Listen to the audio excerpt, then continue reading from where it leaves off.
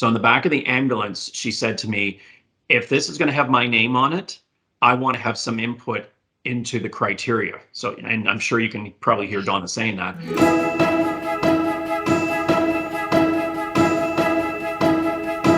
Good morning, everyone, or good afternoon, depending on what part of the country you're in. My name is Hallie Noble, and I'm a director of the Mortgage Professionals Canada Foundation. And we're here starting the very first interview for the Mortgage Professionals Canada Foundation Care Series. And what we're doing is shining a spotlight on members of Canada's mortgage industry who are doing incredible work, charitable work within their communities and for their families and friends. Today, I'm really proud to have my good friend Mark Squire here. He's the Chief Operating Officer and President of Verico Financial Group, who's doing some very heartfelt, very close to home charitable work on behalf of his lovely wife, Donna Squire. So welcome. Thank you so much for being with us here today, Mark. Thanks for having me. I'm honored that you wanted to interview me, so it's great. Of course, and the very first one, the inaugural one. Excellent. So before we get started to learn about the charitable efforts, tell us a bit about yourself, where are you located, the tenure, the business, a bit about the brokerage you represent. All that good stuff. Yeah. Well, I've been in the financial industry for 33 years, so I guess I'm old. 18 years with CIBC, 9 years with National Bank, did a stint at Manulife, and then I came to the other side of the business onto when I was with National Bank and Manulife, it was on supporting brokers, but then I came to the broker side of the business, and as you mentioned, I'm with Verico. So I've been with Verico, I'm coming up on 3 years in June. Fantastic. So that's my background. You know, as everyone knows, had offices in Vancouver. However, I'm located in the Toronto area. And you mentioned 33 years. I mean, 33 years in an incredible industry doing many different things. And here you are giving back on behalf of someone you love. So tell us about Donna, her legacy, and of course, the inaugural Donna Squire International Student Bursary Charity Golf Tournament. So it really just evolved. As everyone, I'm sure most people know, Donna passed away last June. And while she was in the hospital, I had one of her colleagues reach out to me and ask me for my email address. She wanted to send me some money. And I said, you want to send me some money? And she said, well, you've got young kids. I'm going, well, 24, 23, and 19 really aren't young, but my first reaction was, oh my gosh, like I don't want a GoFundMe set up for me. But because Donna's illness happened so quickly, people were looking for ways to support her and support the family, right? So that kind of got me to thinking, and Donna loved nursing. She was a nurse and she loved teaching. She said she had the best job because it was a combination of both. She taught nurses and specifically international prepared nurses. And so I got thinking, well, how can we support her love and create a legacy for her? So she was only 54 when she passed, and we really wanted to create that legacy and carry on her name. And so that's kind of how it all started. And we decided, we'll set up this bursary and we'll recognize students. So they're internationally prepared students. So they are like BSCN prepared in their country, but they want to come to Canada to work as nurses. In order to receive their qualifications in Canada, they have to go through a nursing program and then write their exams for their registered nurse exam. So Donna is part of the program to help to educate those nurses. So the bursary for students coming over from other countries, it costs about $28,000 a year. So the bursary is to support, we recognize 3 students a year, each one for each semester, and help them with their tuition. Wow, I think we all know there's shortage of doctors and nurses within Canada is a big topic. So the fact that you can bring them in or help bring them in and educate them and get them into our system to help out Canadians is really fantastic. You mentioned you give away 3 per year. Have any been given out so far? And can you tell us a little bit about the recipients? So we've had 2 given out so far. The first one, Irma, I believe her name. So both candidates or both recipients are phenomenal, and they have criteria that they have to meet. And what's extra special about it, Hallie, is Donna helped develop the criteria. So when I told her when she was in hospital, I said, but we were doing this, and I worked with the college as well as Cambridge Hospital to get it established. And the college was amazing. They worked through the night setting up the website and getting everything going for the bursary. And so I said to her, I said this was happening, and we transported. She was up at the cottage actually in the hospital, and we were bringing her back down to Cambridge. So in the back of the ambulance, she said to me, if this is going to have my name on it, I want to have some input into the criteria. So, and I'm sure you can probably hear Donna saying that. So yes. she's giving me the criteria, and I'm like recording it, texting it on my phone so that that we could have it. And she actually saw the website before she passed, so she was able to see kind of what it was going to be like. But it's gone way bigger. I said it's gathered legs of its own between the bursary itself and the golf tournament. The golf tournament is to bring in more money for the bursary, but it's, you know, at this point the bursary has about $77,000 into it, and then with the golf tournament, that's just going to add to it as well. And I know that she was beloved by the faculty of nurses that she worked with, and they're doing some of their own charitable work as well, are they not?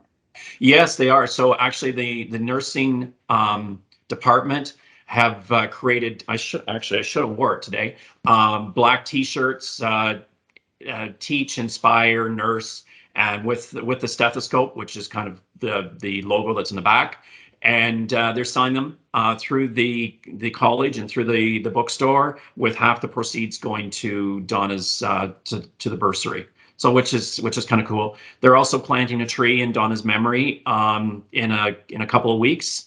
So, you know, Donna touched a lot of people's lives, as well as the mortgage industry. You know, I chuckle because lots of people in the industry always said they liked her better than they I'm not going to say anything, but she was a pretty great lady. Yeah.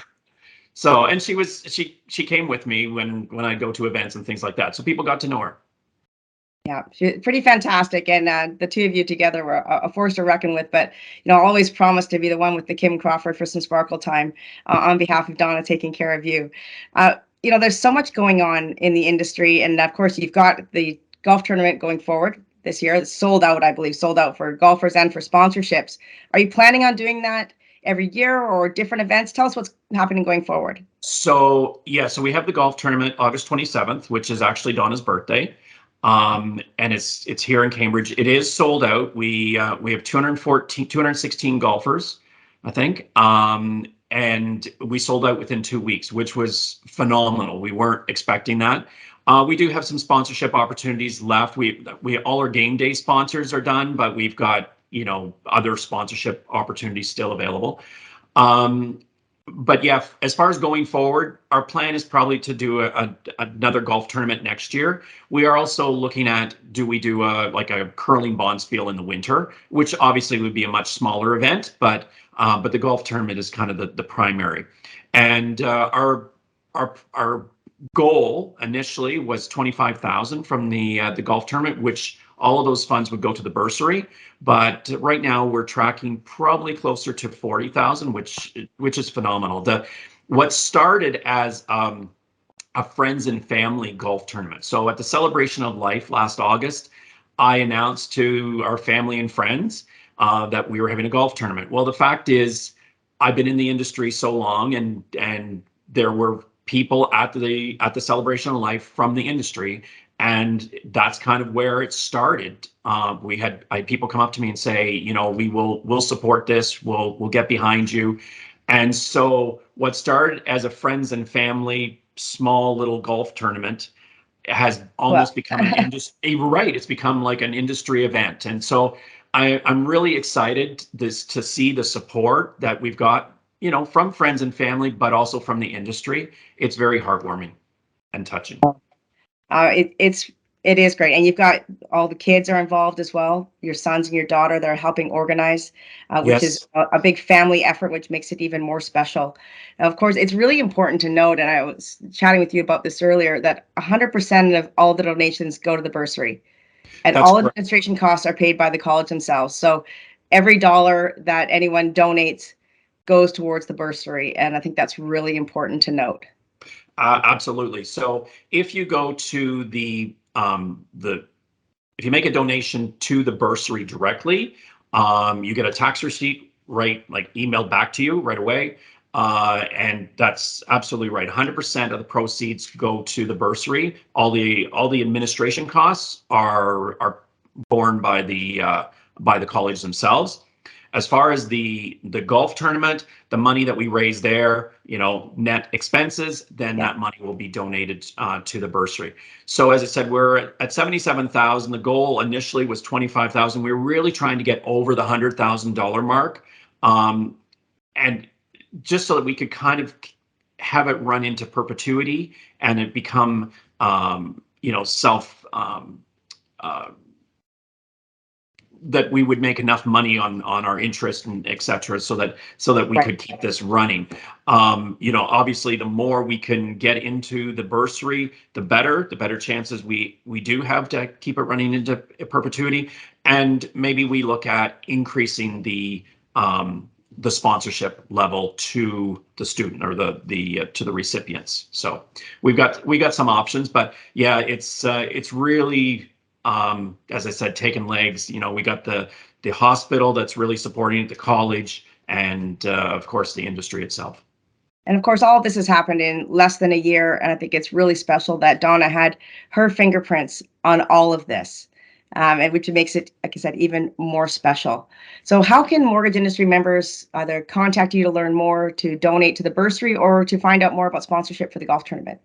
So as far as we have a website. So it's www.donnasquirelegacy.ca. So there's tons of information there. There's information about Donna and articles that have been written about her from the college. I've done other interviews, as well as information on the golf tournament itself. Anyone can reach out to me through the Donna Squire legacy@gmail.com, or of course, just my mark.squire@verico.ca address. So there is a link on the website that you can make a donation to the bursary directly. As I said, then you get your tax receipt, or if you want to sponsor the golf tournament. We are in the process of collecting silent auction items so that we can, try to continue to raise money during the golf tournament as well. So we have a committee, thank goodness for that, and we meet regularly, and so it's very heartwarming and touching just how it has taken on its own life. I gave at the Celebration of Life, there is a Jewish belief that, and we're not Jewish, but the Jewish believe that you die twice. Once when you physically leave this world, and the second time when people stop talking about you. And I have made it my mission that she's not going to die the second time. And you're doing a really great job at that. Mark, we're so thankful to have you here with us today. I think it's really important to spread the word about what all mortgage industry members are doing, again, in their communities, for their families, for their colleagues, for their friends. And it's an incredible industry. We give back. We have done very well, even through COVID. But these small little bits, what we think is small and individual for one person, have huge impacts on others, especially those that are receiving these bursaries.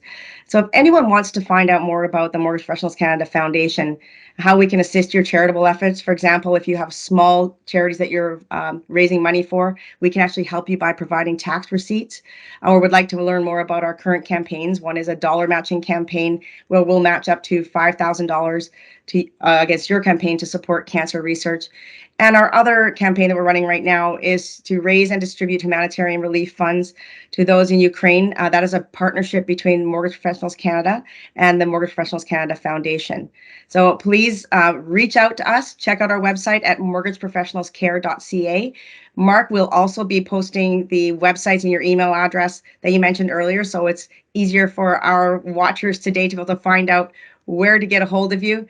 Thank you so much for sharing information about the bursaries, for caring so much about the industry, to Donna and her legacy, and I look forward to seeing you very soon, my friend. Thank you. Appreciate it. Thank you for watching our MPC Foundation Spotlight Series. Please subscribe to our monthly email, like us on Facebook and LinkedIn, and follow us on Instagram, Twitter, and Spotify. Plus, we want to tell you about a new digital magazine published by the volunteers at MPC Foundation. Make sure you check out the current issue of Mortgage Professionals Care magazine, where we highlight how our industry is giving back to the community. And if you want to apply for the $100,000 matching program in support of cancer research, please apply on our website,